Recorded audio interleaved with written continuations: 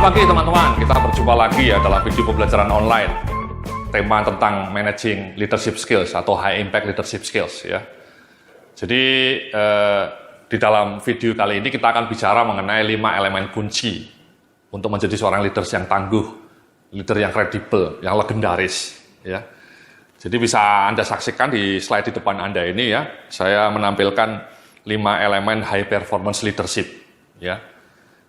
Mulai dari leader sebagai vision creator, ya, pencipta visi, kemudian leader sebagai team builder, pembangun tim yang solid, kemudian leader sebagai task allocator, pembagi tugas yang efisien, yang optimal, kemudian leader sebagai people developer.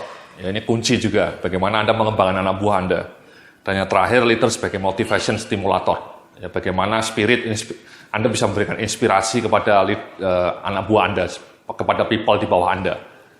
Ya, jadi 5 elemen itulah yang harus kita praktekkan ya, kita aplikasikan secara paralel, secara simultan, supaya kita menjadi leader yang hebat, ya, sebagai seorang GM yang hebat, manajer yang hebat, ataupun sebagai seorang supervisor yang hebat. Nah, mari kita mulai, kita bedah satu demi satu, mulai dari elemen yang pertama, Mas ya. Jadi leader sebagai vision creator, ya. Jadi di dalam slide nomor 8 itu ya, Anda bisa lihat. Ya, leader sebagai vision creator itu dipetakan menjadi 4 langkah utama, Mas. Ya. Jadi mulai dari membangun visi, kemudian setting goals, kemudian menyusun action plan, ya, goals-nya diterjemahkan menjadi serangkaian action plan, dan kemudian bagaimana action plan itu dieksekusi dan dimonitor dan dievaluasi, ongoing, proses. Ya. Karena kalau tidak dieksekusi, action plan itu hanya akan di atas kertas, akan hanya menjadi fata morgana. Ya. Jadi 4 tema itu yang harus kita elaborasikan ya, kita eksplorasikan ya, mulai dari visinya diciptakan sampai kemudian monitoring secara kontinu. Ya. Nah, di slide berikutnya nomor 9 ini ya, Anda bisa lihat ya, leader sebagai kreator pencipta visi. Ya. Jadi di sini intinya adalah Anda menciptakan visi bagi tim Anda. Apa yang Anda kehendaki tim Anda ini seperti apa? Kalau tim Anda adalah bisnis yang besar, ya bisnis perusahaan Anda mau menjadi apa perusahaan Anda 5 tahun ke depan, atau 3 tahun ke depan, atau 1 tahun ke depan. Menjadi perusahaan terkemuka di bidang industri tertentu misalnya. Atau menjadi perusahaan yang tumbuh 30% per tahun, ya, visinya. Atau menjadi perusahaan dengan service excellence yang paling top, markotop misalnya. Ya. Nah, visi itu bisa diciptakan dengan mencoba menganalisa 2 elemen, Mas. Jadi Anda menganalisa tantangan-tantangan eksternal Anda ya, kompetitor, rival, regulasi, perubahan politik, perubahan ekonomi, perubahan budaya, perubahan digital ini, era digital ini luar biasa, gelombang revolusi digital ini menyapu banyak industri ya. Kalau Anda tidak responsif terhadap revolusi digital, ya Anda akan ditinggalkan oleh anak-anak remaja. Karena pelanggan-pelanggan Anda ya someday remaja itu someday akan menjadi orang dewasa. Sehingga Anda bisa harusnya menangkap dinamika remaja itu sejak mereka remaja ya. Sehingga brand image Anda sudah nempel di benak remaja itu. Ataupun apapun servis Anda lah ya. Entah mobil, entah banking, entah manufacturing, itu semua dihempaskan oleh revolusi digital ya. Jadi kalau Anda tidak menjadi seorang pionir dalam bidang IT, ya biasanya perusahaan Anda akan termehek-mehek, Mas. Nah, analisa yang kedua adalah analisa internal, Mas. Ya, kapabilitas internal. Bagaimana Anda melihat kapasitas internal Anda, ya, tim Anda, kapabilitas tim Anda seperti apa? Tangguh atau tidak?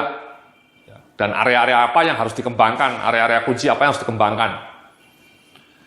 Jadi dari 2 elemen itu, dari 2 analisa itu, baik eksternal maupun internal, Anda satukan, Anda ramu, Anda racik, Anda rajut, sehingga menjadi visi. Ya, mau kemana visi tim Anda. Ya. Kalau tim Anda adalah departemen atau bagian atau seksi, ya biasanya juga melihat visi perusahaan Anda. Jadi supaya align gitu ya, Mas. Jangan perusahaan Anda mau ke Bandung, Andanya pergi ke Bogor gitu ya, tidak align. Ya, jadi misalnya katakanlah perusahaan Anda harus menjadi makin digital, ya, perusahaan Anda mau bergerak going digital. Kalau Anda kerja di bagian IT, ya tentu Anda harus merekrut beberapa orang baru ya, untuk mendukung visi itu. Merekrut programmer-programmer baru misalnya, supaya going digital itu tidak hanya menjadi slogan, tapi bisa dieksekusi. Nah, biasanya itu juga menuntut rekrutmen orang-orang baru. Itu contohnya, Mas, ya. Atau misalnya Anda di departemen marketing, ketika perusahaan Anda punya visi going digital, ya Anda harus bisa mendesain marketing digital strategi yang bagus. Digital marketing strategi yang bagus. Sama kalau Anda orang HRD, perusahaan Anda visinya mau going digital, go digital. Ya HRD harus memanfaatkan sosial media untuk merekrut orang gitu ya. Bikin apps misalnya. Sehingga karyawannya kalau mau reimbursement, mau izin cuti tidak lagi pakai kertas, Mas. Kertas jadul itu. Tidak lagi, ya pakainya apps. Hanya dari smartphone-nya dia klik bisa langsung izin cutinya keluar. Atau reimbursement uang, tidak perlu lagi ngisi form yang macam-macam itu. Itu visi digital, Mas, ya. Jadi kalau perusahaan Anda mau going digital, ya orang marketingnya, orang IT-nya, orang HRD-nya harus juga going digital. Jadi itu, Mas, visinya ya, visinya. Nah, di dalam slide berikutnya, kemudian visi itu diterjemahkan menjadi goals yang terukur, setting goals. Ya, jadi tujuan dari setting goals adalah mengkonversi visi itu menjadi target kinerja yang spesifik dan terukur. Menentukan target kinerja dan kemudian mengukur pencapaiannya akan sangat membantu leader atau manajer mengelola perkembangan kinerja tim. Ya.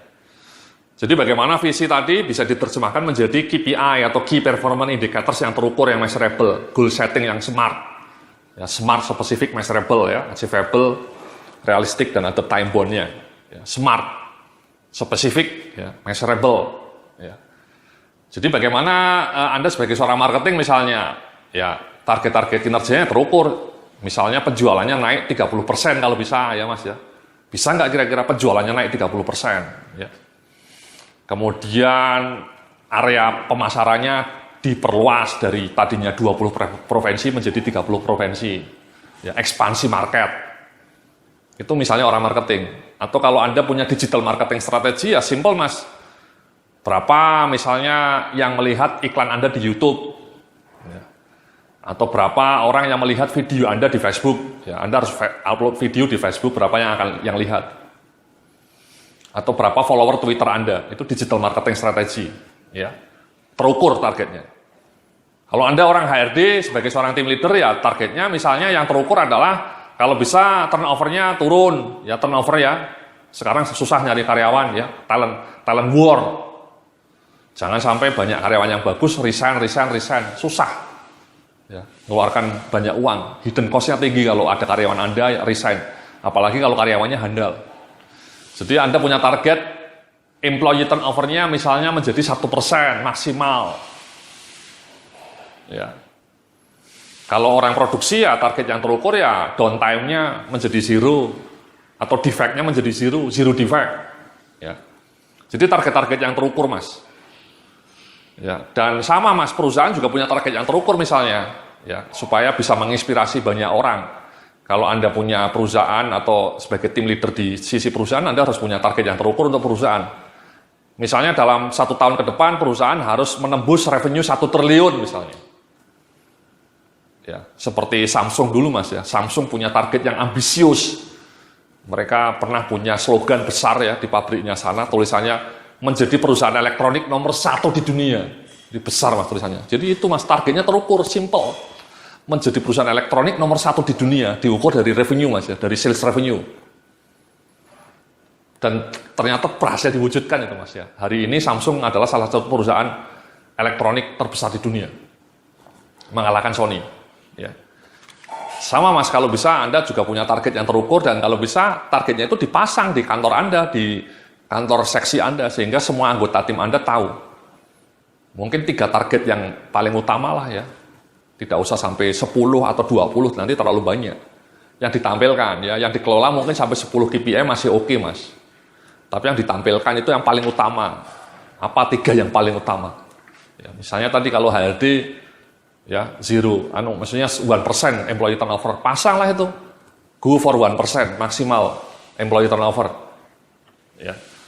Atau marketing tadi, growth 30%. Pasang itu. Besar kalau bisa.